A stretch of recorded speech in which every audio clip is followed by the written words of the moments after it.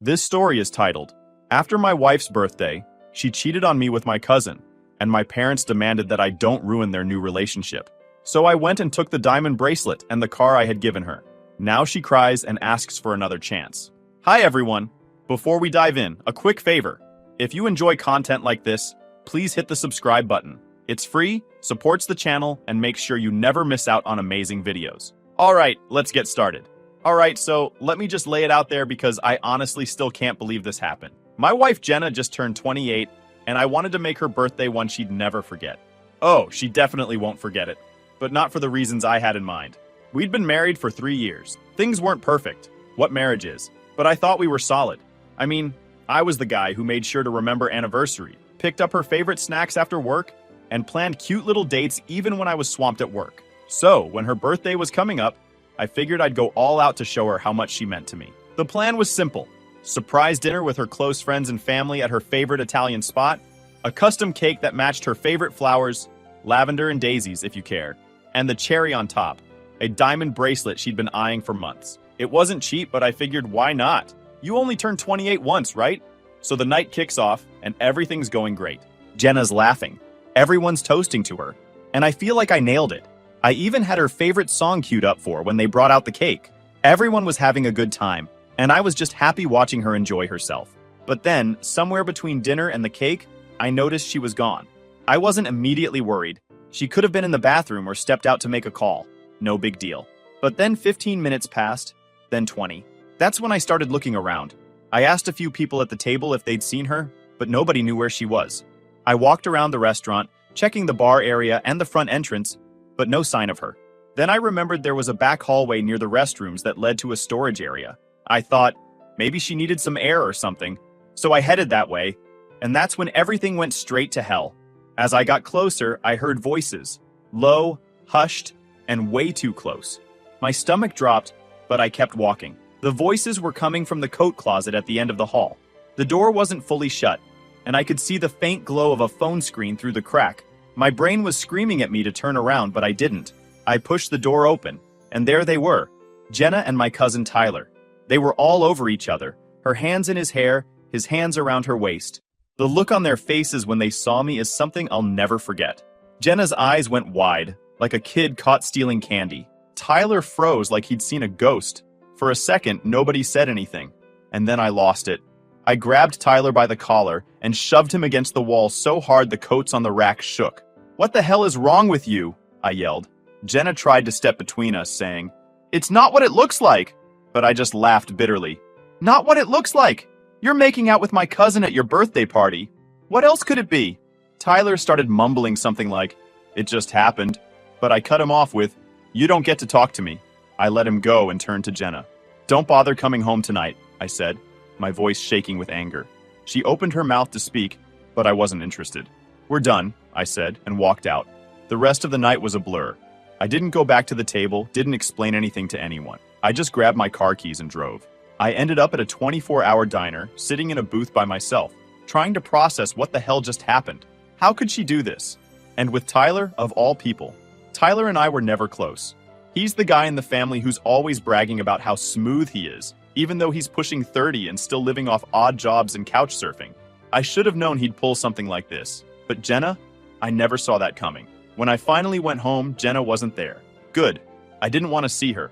I spent the night replaying everything in my head, every moment that led up to finding them in that closet. Were there signs I missed? Did she ever seem distant? Was I just blind to it? The next morning, I woke up to a bunch of missed calls and texts from her. They all started with, "Can we talk?" and "It's not what you think," before turning into, "I'm sorry," and "Please don't do this." I ignored them all. What was there to say? She made her choice when she decided to hook up with Tyler in the middle of her birthday party. By noon, I got a call from my mom. She wanted to know what happened because Jenna had apparently told her we got into a fight. I told her the truth. "She was kissing Tyler at the restaurant," I said bluntly. There was silence on the other end before she sighed and said, "We'll talk later." Talk later? That's it? No outrage, no anger, no "I can't believe she'd do that to you"? Just, "We'll talk later." It felt like the world was upside down. By the end of the day, word had spread. Family started calling me, some asking if it was true, others telling me to calm down and not do anything rash. Rash? Jenna destroyed our marriage, and I'm the one being told to calm down. That night, Jenna showed up at the house. I didn't let her in. She stood on the porch crying, saying she'd made a mistake and that we could work through it.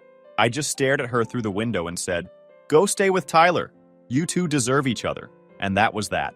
At least for the time being. I thought I could at least rely on my family for support. You'd think they'd have my back, right? After all, my wife and my cousin betrayed me. Pretty straightforward, right? Wrong. Apparently, my family had other ideas about loyalty. 2 days after the disaster at the restaurant, my mom called and asked me to come over. "We need to talk," she said, with that tone she uses when she's trying to be serious. I figured it'd be a chance for them to check on me, offer some support, maybe even rip Tyler a new one for what he did. I wasn't expecting a full-blown intervention. I showed up at their house and immediately noticed the weird vibe. My dad was sitting at the dining table, his arms crossed, and my mom was pacing like she was rehearsing a speech in her head. The second I walked in, I knew this wasn't going to go the way I hoped. "Sit down," my dad said, motioning to the chair across from him. "No, hey, how are you holding up?" Or, "Sorry about what happened. Just straight to business." I sat down anyway, figuring I'd hear them out. "We need to talk about Jenna and Tyler," my mom started. My stomach churned. I thought they were about to tell me Tyler had apologized, or maybe Jenna was leaving town. Nope. What came out of her mouth next made me want to flip the table. "Look, what happened wasn't ideal," she said, like they had accidentally spilled a drink at dinner. "But these things happen." "These things happen?" I repeated, my voice louder than I intended. "What does that even mean? She cheated on me with Tyler, in case you forgot." My dad held up his hand like he was a referee calling a timeout. "Son, we're not saying it's okay, but we need to be realistic. If Jenna and Tyler have feelings for each other, you can't force them to stay apart." I couldn't believe what I was hearing. I actually laughed, not because it was funny, but because it was so absurd. "Are you seriously trying to justify this? They were making out in a closet at her birthday party. She's my wife. Tyler's my cousin. What part of this is okay?" "Listen," my mom said, sitting down next to me, like she thought a softer tone would make this better. "Nobody's saying it's okay, but if they have something real..." "Something real?" I interrupted. "They've been sneaking around behind my back. That's not real. That's disgusting."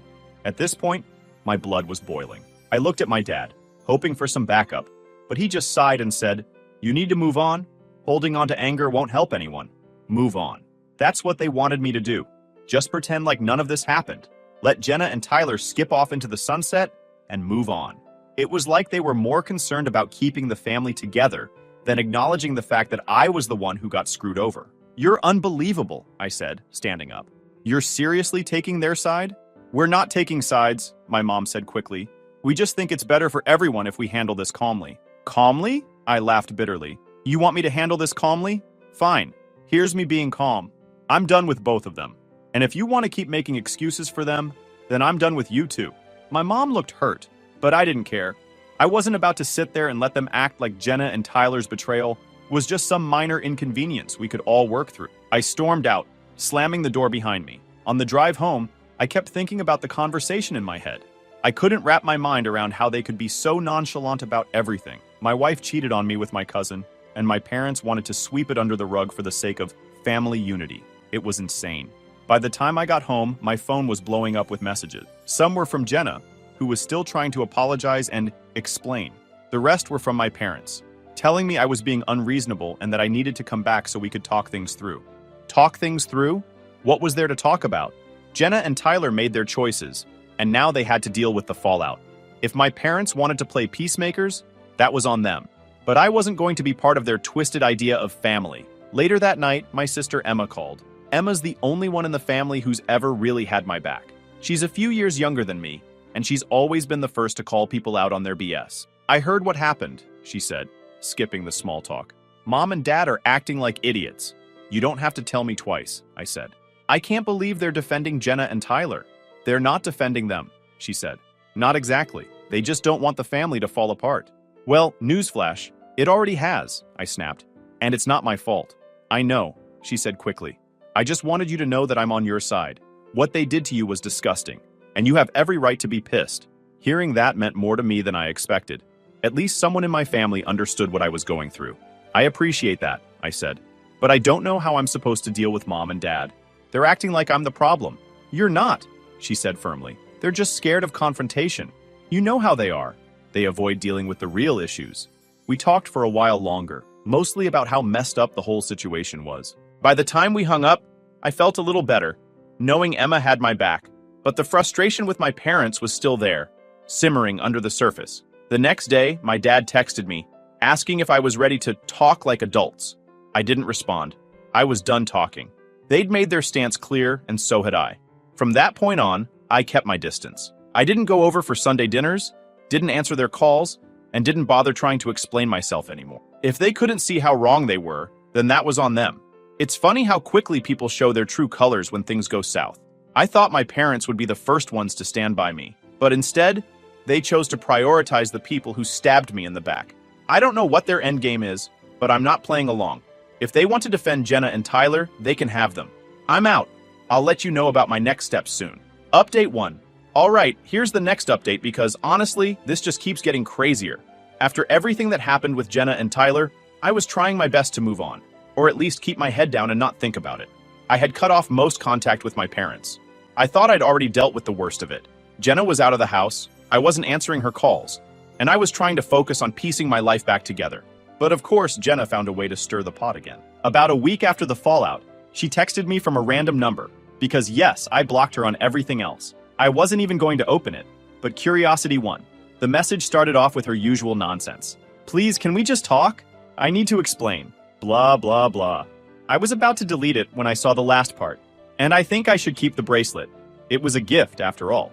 The nerve of this woman. She wanted to keep the diamond bracelet I had given her. A bracelet I worked my ass off to afford. After everything she'd done, I couldn't even wrap my head around the entitlement. Let me back up for a second. This wasn't just some random piece of jewelry. That bracelet was expensive. I'd spent months saving up for it, thinking I was doing something special for her. She'd wanted it for ages, and I figured it would be the perfect way to show her how much she meant to me. And now, after cheating on me with my cousin, she thought she deserved to keep it? I didn't respond right away. I needed time to calm down, but the more I thought about it, the angrier I got. There was no way I was letting her walk away with that bracelet like it was some kind of trophy for being the most entitled cheater of the year. So I did some digging. Jenna had moved into a little apartment in the next town over. Probably the best Tyler could afford since, let's face it, the guy's a broke joke. I wasn't planning to show up unannounced, but I knew where she worked. Jenna had been working at a boutique jewelry store downtown for a while, and I figured she might have kept the bracelet in her locker there for safekeeping. The next morning, I stopped by the store under the guise of browsing. I walked in, made some small talk with one of her coworkers, and casually glanced around. Sure enough, there was Jenna at the back of the store, helping a customer. She spotted me almost immediately, and her face turned bright red. "What are you doing here?" she hissed, walking over. "I'm here for the bracelet," I said, keeping my voice calm. "You know, the one I bought for you." She looked like I'd just slapped her. "Are you serious right now?" "It was a gift. It was a gift for my wife," I shot back. "You're not my wife anymore, Jenna. So hand it over." She stammered something about how unfair I was being, but I wasn't interested in hearing her excuses. "You can give it to me now, or I can involve the cops." "Your call," I said. At that point, her manager noticed the commotion and came over. Jenna tried to spin some sob story, but I cut her off. I showed the receipt for the bracelet.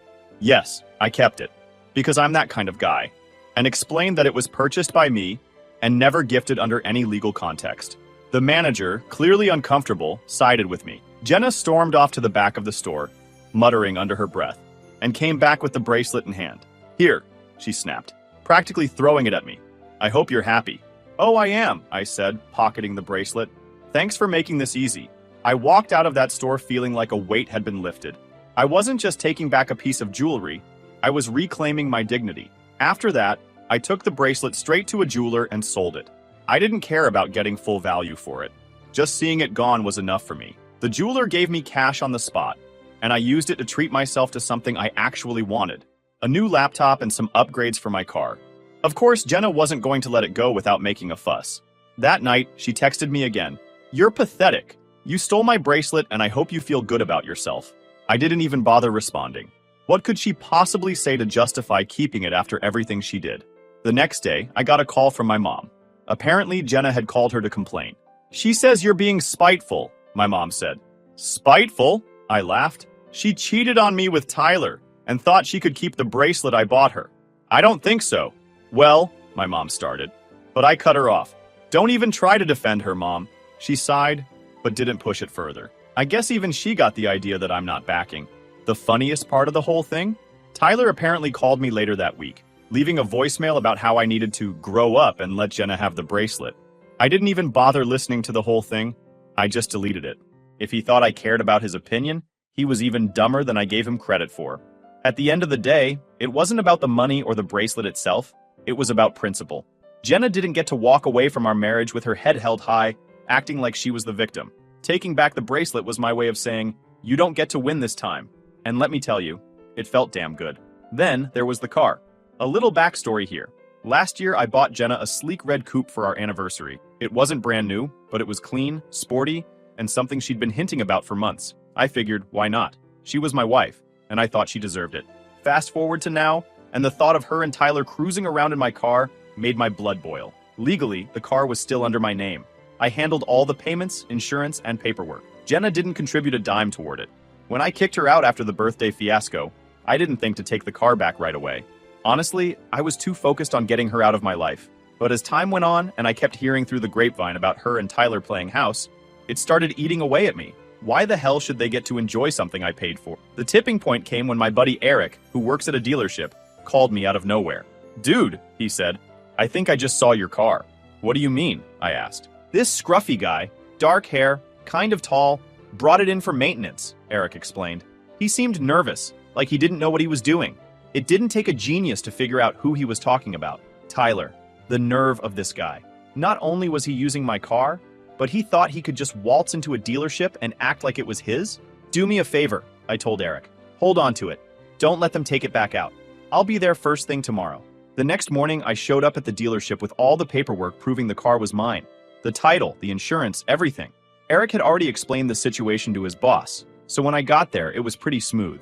They handed me the keys and said, "It's all yours." Let me tell you, sliding into the driver's seat of that car felt amazing. It wasn't just about the car itself. It was about taking back something that was mine. I drove it out of that lot with the biggest grin on my face. Of course, it didn't take long for Jenna and Tyler to realize what had happened. Jenna called me first, which I ignored. Then came the texts. "Why did you take the car? We need it. You're being so petty. Just let us have it." Petty. The audacity of this woman. I didn't respond to her, but I wasn't about to let them guilt trip me into giving it back. Then Tyler called. I didn't recognize the number at first, so I picked up. "Yo, what's your problem, man?" he started, his voice all cocky like he thought he could intimidate me. "My problem?" I said, laughing. "You're driving a car I paid for. That's my problem." "You can't just take it," he shouted. "That's illegal." "Actually, it's not," I replied. "The car's in my name. Legally, it's mine. You might want to brush up on how ownership works." He started cussing me out, calling me childish and bitter. I just hung up. I wasn't about to waste my time arguing with someone who couldn't even hold down a job. The fallout from this was hilarious. Emma called me later that night, laughing so hard she could barely get the words out. "Tyler's losing his mind," she said. "He's telling everyone you stole the car and left them stranded." I couldn't help but laugh. Stranded? He's got 2 legs. He can figure it out. Apparently, Tyler and Jenna had been relying on the car for everything. Groceries, errands, even job hunting. Not that Tyler ever actually followed through with that. Without it, they were basically stuck. Emma said my parents were trying to mediate again, telling me I should have given them a heads up before taking the car. "Why would I do that?" I asked. "So they could try to hide it or trash it before I got there." She agreed with me, of course, but it didn't stop my mom from leaving me a voicemail later that night. "Honey, I understand you're upset, but taking the car wasn't the right way to handle this. They're struggling, and you're making things harder for them." I didn't even bother calling her back. Struggling? Maybe they should have thought about that before stabbing me in the back. The funniest part? A couple of days later, I found out Tyler tried to borrow money from my parents to get a new car. My dad told him to figure it out, which honestly surprised me. Maybe they were finally starting to see through his nonsense. As for me, I've been driving the car again, and it feels like justice every time I get behind the wheel. Every time I park it in front of my house, I smile a little, knowing that Jenna and Tyler are out there scrambling for rides. This whole situation has been a mess, but if there's one thing I've learned, it's this. You don't owe anyone anything, especially not people who've betrayed you. Taking back the car wasn't just about the car. It was about reminding myself that I'm not some doormat they can walk all over. So, to anyone out there dealing with entitled exes or shady family members, take your power back. Whether it's a car, a bracelet, or just your peace of mind, Don't let them win. And to Tyler and Jenna, if by some miracle you're reading this, good luck catching the bus. I'll keep you guys updated. Thanks for sticking around. Update 2. Alright, so if you thought the drama with Jenna and Tyler was done after the whole car situation, buckle up. Turns out karma wasn't quite finished with those two yet. This time, the universe decided to take the wheel and show Tyler exactly what happens when you think you can coast through life on lies and entitlement. It all started with a call from Emma, my younger sister. At this point, she's pretty much my go-to source for updates about what's going on with the family, since I'm not exactly on speaking terms with most of them anymore. You're not gonna believe this, she said, barely able to keep from laughing. What now? I asked, already bracing myself for some new nonsense involving Jenna and Tyler. Tyler got arrested, she said, and I swear I almost dropped my phone. Arrested? For what? Shoplifting, he replied, her voice dripping with amusement. Apparently, he tried to steal a couple of cell phones from some electronics store and got caught red-handed. I'll admit, I laughed out loud when she told me. Of course Tyler would do something that stupid. This is the same guy who thought it was a good idea to hook up with my wife at her birthday party and then act like he was the victim when I took my car back. Honestly, it was only a matter of time before his recklessness caught up with him. Emma gave me the full rundown. Apparently, Tyler had been trying to flip the phones for quick cash, probably because he and Jenna were broke. He walked into the store, grabbed a couple of the display models, and tried to slip them into his bag like no one would notice. Unfortunately for him, the store had cameras everywhere, and the staff spotted him almost immediately. By the time he tried to walk out, there were 2 employees waiting for him at the door. They confronted him, called the cops, and Tyler ended up getting hauled off in handcuffs. I couldn't stop laughing as Emma told me the story. It was so perfectly Tyler, thinking he could just breeze through life without consequences, only to get slapped in the face by reality. He's a real genius, huh? I said, still chuckling. It gets better, Emma said. Guess who bailed him out? Let me guess, I said. Mom and Dad? Yup, she confirmed. Mom was all, we can't just leave him in there, and Dad went along with it. Unbelievable. My parents had bent over backward to defend Tyler, ever since this whole mess started, and now they were literally bailing him out of jail. What about Jenna? I asked. Was she with him? She wasn't there when it happened, Emma said. But I heard she's freaking out because now they're even more broke than before. Tyler had to promise to pay Mom and Dad back, but you know that's never going to happen. That part didn't surprise me at all. Tyler had never been good with money, or responsibility for that matter. He'd spent his entire life skating by, relying on his charm to get out of sticky situations. But charm only gets you so far when you're being booked for theft. Over the next few days, word of Tyler's arrest spread through the family like wildfire. Most people were trying to keep it hush-hush, but you know how gossip works. By the end of the week, everyone knew what happened. The reactions were pretty mixed. Some people, mostly my parents and Tyler's mom, tried to downplay it, saying it was just a mistake and that he was under a lot of stress. Meanwhile, others were outright roasting him for being so stupid. Who tries to steal phones from a store with cameras everywhere? One of my cousins said during a family group chat, which I'm thankfully not part of anymore, but got relayed to me by Emma. Tyler, that's who, another cousin replied. The whole thing was a mess, and I was living for it. Not because I wanted to see Tyler fail, but because it was so satisfying to watch karma catch up to him. He'd spent so long thinking he could get away with anything, and now he was finally facing the consequences of his action. Jenna, on the other hand, was apparently not handling it well.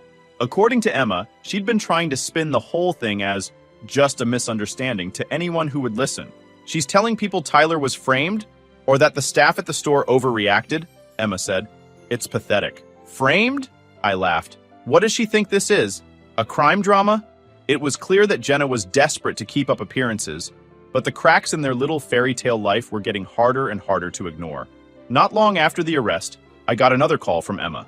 You're not going to believe this, she said, and by now, that phrase had become pretty standard in our conversations. What now? I asked, half expecting some new ridiculous twist. Jenna's been calling around asking for money, she said. Apparently Tyler's legal fees are adding up, and they're broke. I couldn't help but laugh. And who's actually giving her money? Not many people, Emma said. But she's trying. Even asked Mom and Dad again. But I think Dad finally put his foot down. Hearing that was surprising, but also a little satisfying. Maybe my parents were finally starting to realize that bailing out Tyler and Jenna wasn't their responsibility. As for me, I wasn't about to get involved. Let them figure it out. They made their bed, and now they had to lie in it. The funniest part of all this? Tyler's arrest completely destroyed whatever shred of credibility he had left in the family. Even some of the relatives who'd been defending him before were starting to see him for what he really was. A lazy, entitled screw-up who thought he was smarter than everyone else. And Jenna? She was stuck right in the middle of it. She'd hitched her wagon to Tyler, and now she was watching it crash and burn. The way I see it, this was the universe's way of evening the score. Tyler and Jenna thought they could betray me and walk away unscathed, but life had other plans. Now, they're broke, humiliated, and scrambling to pick up the pieces while I'm out here living my best life. It's funny how things work out sometimes. I'm now busy filing for divorce, but I'll get back to you with how it'll go, or if anything else comes up. Update 3. Hey again! This is it! The grand finale, hopefully. After months of Jenna and Tyler's nonsense, family drama, and more entitlement than I thought humanly possible, everything finally came to a head. And let me tell you, it was worth the wait. So, after Tyler's little stunt with the shoplifting and Jenna begging everyone for money, I thought I'd heard the last of them. They were broke, humiliated, and sinking fast, and I was content to let them drown in their own mess. But of course, Jenna had one more trick up her sleeve. It started with a call from my lawyer. "You're not going to like this," he said. Jenna's lawyer reached out. "She's trying to file for alimony." I swear, I almost choked on my coffee when he said that. Alimony? From me? After she cheated with my cousin, got kicked out of my house, and tried to keep the car and bracelet I bought her? The nerve of this woman was off the charts. Can she even do that? I asked, trying to wrap my head around it. Well, technically she can file, my lawyer said. But given the circumstances, her infidelity, the fact that you have receipts for everything you've contributed to the marriage, and her current living situation, it's unlikely she'd win. Still, we'll need to gather evidence and be prepared to fight it. Gather evidence? That part was easy. I had text messages, witnesses, and even some photos from people at the birthday party who'd seen Jenna and Tyler sneaking off together. If she wanted to play this game, I was ready. Over the next couple of weeks, my lawyer and I put together a rock-solid case. We had proof of her affair, proof that she'd contributed next to nothing financially during our marriage, and proof that she was living with Tyler, who, let's be honest, wasn't exactly a step up from me. When the day of the court hearing arrived, I walked in with my head held high. Jenna, on the other hand, looked like she'd barely slept. Tyler was there too, sitting in the back like some kind of supportive boyfriend. I couldn't help but smirk when I saw him. The hearing itself was almost laughable. Jenna's lawyer tried to argue that she'd sacrificed so much during our marriage and deserved financial support to help her get back on her feet. Sacrificed? I said to my lawyer under my breath. What did she sacrifice? Her dignity? When it was my turn to speak, I kept it simple. I laid out the facts. Jenna cheated on me with Tyler, which multiple people could confirm. She didn't contribute financially to the marriage. The car and bracelet she tried to keep were bought and paid for by me. And lastly, she was now living with Tyler, who should have been the one supporting her. The judge didn't seem impressed by her lawyer's arguments. In fact, I'm pretty sure I saw him roll his eyes at one point. By the end of it, Jenna's case fell apart like a house of cards. The judge denied her request for alimony and basically told her to figure out her life without dragging me into it. Walking out of that courtroom felt like winning the Super Bowl. I didn't just win, I crushed her. Jenna didn't even look at me as she left, and Tyler followed behind her like a kicked puppy. But the story doesn't end there. Oh no.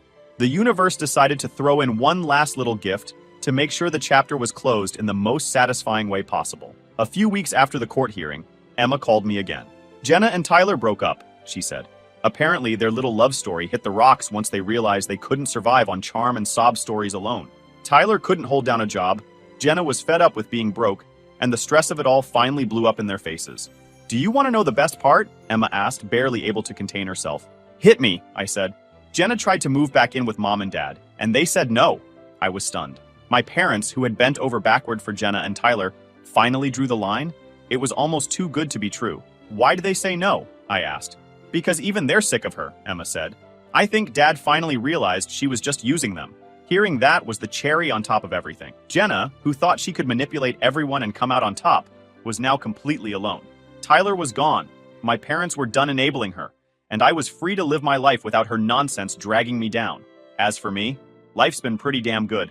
I sold the red coupe, again, and bought myself a new truck. Looking back on everything, I can honestly say I have no regrets.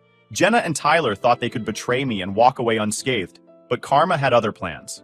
And while they're out there dealing with the consequences of their actions, I'm here living my best life. So to anyone dealing with cheaters, liars, or entitled family members, don't let them win. Stand your ground, take back what's yours, and let karma handle the rest.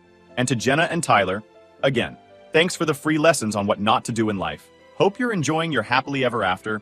Oh wait, you're not. Victory never tasted so sweet.